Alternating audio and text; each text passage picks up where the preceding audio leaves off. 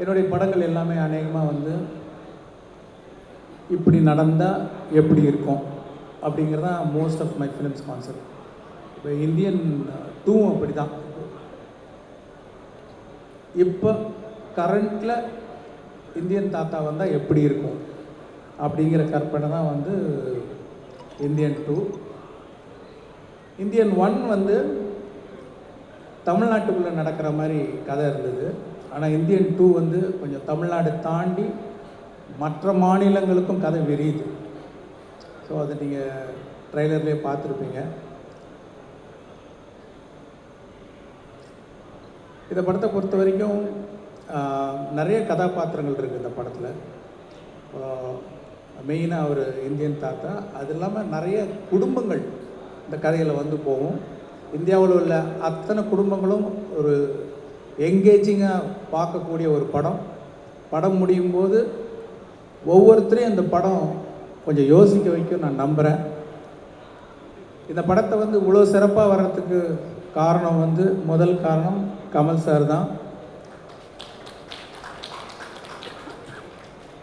ஏன்னா பல தடவை சொன்ன மாதிரி வந்து பார்ட் 1ல் கூட நாங்கள் 40 நாள் தான் வந்து அவருக்கு அந்த மேக்கப் போட்டோம், அந்த ப்ராஸ்தட்டிக்ஸ் மேக்கப்பு. இந்த படத்தில் வந்து 70 நாள் போட்டிருக்காங்க. அது சாதாரண விஷயம் இல்லை. டெய்லி பொறுமையாக வந்து 3 hours உட்காந்து மேக்கப் போடணும். அந்த மேக்கப்பில் சரியாக சாப்பிட முடியாது, ஸ்ட்ரா வச்சு தான் லிக்விடாக தான் சாப்பிட முடியும். ஷூட்டிங் முடிஞ்சோம் நம்மெல்லாம் போயிடுவோம். ஆனால் காலையில் ஃபஸ்ட்டு எல்லோரும் வரத்துக்கு முன்னாடி கமல் சார் தான் வருவாங்க. ஷூட்டிங் முடிஞ்சு நம்ம எல்லோரும் போயிடுவோம், கடைசியாக அவர் தான் போவார். ஏன்னா ஷூட்டிங் முடிஞ்சாலும் அதை கலைக்கிறதுக்கு வந்து 1 மணி நேரம் ஆகும். ஃபஸ்ட்டு பார்ட் 1 ஷூட் பண்ணும்போது நாள் வந்து கமல் சார் அந்த மேக்கப்பில் வந்து நிற்கும்போது ஒரு பயங்கர ஒரு சிலிர்ப்பு ஒன்று உண்டாச்சு. இப்போ அதே சிலிர்ப்பு 28 வருஷம் கழித்து அவர் ஃபஸ்ட்டு மேக்கப் டெஸ்ட்டுக்காக போட்டுட்டு வந்தப்போ எனக்கு பயங்கரமாக அதே ஃபீலிங் வந்தது. இன்னொன்று, ஒவ்வொரு நாள் ஷூட்டிங் நடக்கும்போதும் வந்து கமல் சார்னே தோணாது. ஒரு இந்தியன் தாத்தா நம்ம பக்கத்துலேயே உலவிக்கிட்டு இருக்கிறாரு, பக்கத்தில் இருக்கார் அப்படிங்கிற ஒரு ஃபீலிங் தான் வந்துட்டுருக்கோம். கமல் சார்ன்றதே வராது. அதை நான் ஃபீல் பண்ணேன். அதுவும் இல்லாமல் அவருடைய உழைப்பையும் அவருடைய டெடிக்கேஷனும் சொல்லிக்கிட்டே போகலாம். பார்ட் 1ல் பண்ணும்போது பார்த்திங்கன்னா அப்போ ப்ராஸ்தட்டிக்ஸ் வந்து அவ்வளோ அட்வான்ஸ்டு ஸ்டேஜில் கிடையாது. அதனால் ரொம்ப திக்காக இருக்கும். முதல்ல பார்க்கும்போது கமல் சார் மாதிரி தெரியலையே அப்படிங்கிற மாதிரி ஒரு ஃபீலிங்லாம் இருந்தது. ஆனால் இந்த வாட்டி I want to see the actor more அப்படின்னு சொல்லி அந்த லெகசி கம்பெனியில் சொல்லி இப்போ இன்னும் அட்வான்ஸ் ஆனதுனால அந்த மேக்கப் இன்னும் கொஞ்சம் தின் ஆனதுனால நீங்கள் இன்னும் கமல் சாரை நிறையா பார்க்கலாம். பார்ட் 1ஓட அந்த கமல் சார் அந்த ஆக்டரை நீங்கள் வந்து கிளியராக பார்க்க முடியும். அது ஒரு பெரிய டிஃப்ரென்ஸ் நீங்கள் இந்த படத்தில் பார்ப்பீங்க. இது மாதிரி பல காட்சிகளில் ரொம்ப சிரமப்பட்டு நடிச்சிருக்காங்க. நான் ஏற்கனவே ஆடியோ ஃபங்க்ஷனில் சொன்ன மாதிரி ஒரு சீன் 4 நாள் ரோப்லேயே தொங்கி நடித்தாங்க. அதாவது ஒரு சீனில் வந்து ஒரு ஷாட் ரோப்பில் இருக்கும், 2 ஷாட் ரோப்பில் இருக்கும். ஆனால் காலையில் வந்து ஈவினிங் பேக்கப் ஆகிற வரைக்கும் ரோப்லேயே தான் தொங்கணும். அந்த மாதிரி 4 நாள் ரோப்பில் தொங்கி நடித்தாங்க. ப்ராஸ்தட்டிக்ஸ் மேக்கப்பு, வேறு ஒரு மொழி பஞ்சாபியில் பேசணும், நடிக்கணும். அப்புறம் என்னென்னா அது 48 ஃப்ரேம்ஸ், ஐ மீன் ஸ்லோ மோஷனில் எடுக்கிறோம். அதனால் அது என்ன பண்ணோன்னா முதல்ல டயலாக்கை பேசி நாகராஜ ரெக்கார்ட் பண்ணோம். 12 ஃப்ரேம்ஸில் ரெக்கார்ட் பண்ணோம். ரெக்கார்ட் பண்ணோன்னு அது ஃபாஸ்ட்டாக ப்ளே ஆகும். உங்களுக்கு தெரியல, சிக்கி சிக்கி சிக்கின்னு ஒரு மாதிரி ஃபாஸ்ட்டாக வரும் சவுண்டு. இப்போ அந்த சவுண்டை ப்ளே பண்ணி அந்த ரோப்பில் தொங்கி அந்த ப்ராஸ்தட்டிக்ஸ் மேக்கப்போட பஞ்சாபி பேசி அதுக்கு சிங்க் பண்ணி நடிக்கணும். அவ்வளோ வேகமாக போகிற அந்த சவுண்டுக்கு வந்து கேட்ச் பண்ணி நடிக்கிறது யாராலையும் முடியாது எனக்கு தெரிஞ்சு.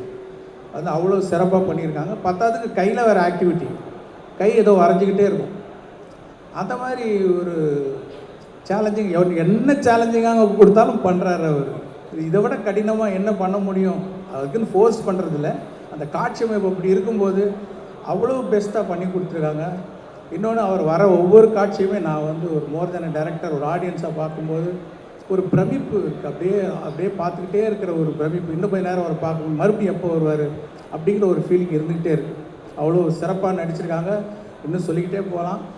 அது மாதிரி இந்த படத்தை ரொம்ப சிறப்பாக்கி கொடுத்த கமல் சாருக்கு வந்து என்னோடய நன்றி தெரிவிச்சுக்கிறேன். அப்புறம் அனிருத் வந்து பாட்டெல்லாம் கேட்டிருப்பீங்க. நான் என்ன எதிர்பார்த்தனோ அதை விட சிறப்பாகவே போட்டு கொடுத்துருக்கிறார் அனிருத் அந்த சாங்ஸ் எல்லாம். வந்து அவருக்கு என்னுடைய நன்றி. நான் ஏற்கனவே சொன்ன மாதிரி ஒரு டியூன் வந்து ஒரு ஓகே சார் எவ்வளோ பர்சன்ட் சார் அப்படிம்பாரு, ஒரு 80% ஓகே அப்படின்னா அதெல்லாம் ஒத்துக்கவே மாட்டேன்.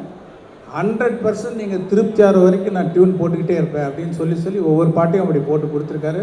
தேங்க்யூ அனி. அப்புறம் இந்த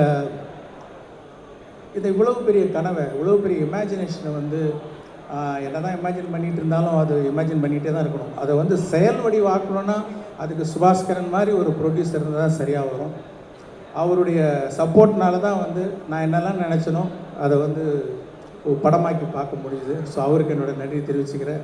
இந்த படம் கம்ப்ளீட் ஆகிறதுக்கு உதவியாக இருந்த தமிழ்குமரன், செண்பகமூர்த்தி அவர்கள், அவங்களுக்கு என்னோடய நன்றி. டிரைவர்மன் வந்து அதான் சொல்லுவேன், நீங்கள் வந்து தாத்தா மட்டும்தான் வர்மம் போடுவாரா, நீங்களும் போடுங்க. என்ன வர்மம்? ஒளி வர்மம். அது ஒளினாலே ஒரு வர்மம் போடுங்க அப்படின்னு சொல்லுவேன். உடனே புரிஞ்சுக்கிட்டு ஏதோ ஒரு மேஜிக் ஒன்று பண்ணுறாரு. பண்ணி முடிச்சுட்டு வந்து நிற்பார், என்ன சார் அந்த ஒளிவர்மம் வந்துடுச்சா? இல்லைங்க இது ஒளிவர்மம் இல்லை, இது ரவிவர்மம் அப்படின்னு நான் சொல்லுவேன். அவ்வளோ சிறப்பாக வந்து ஒளிப்பதிவு செஞ்சுருக்காரு. அப்புறம் நடிகர்கள் வந்து சித்தார்த்,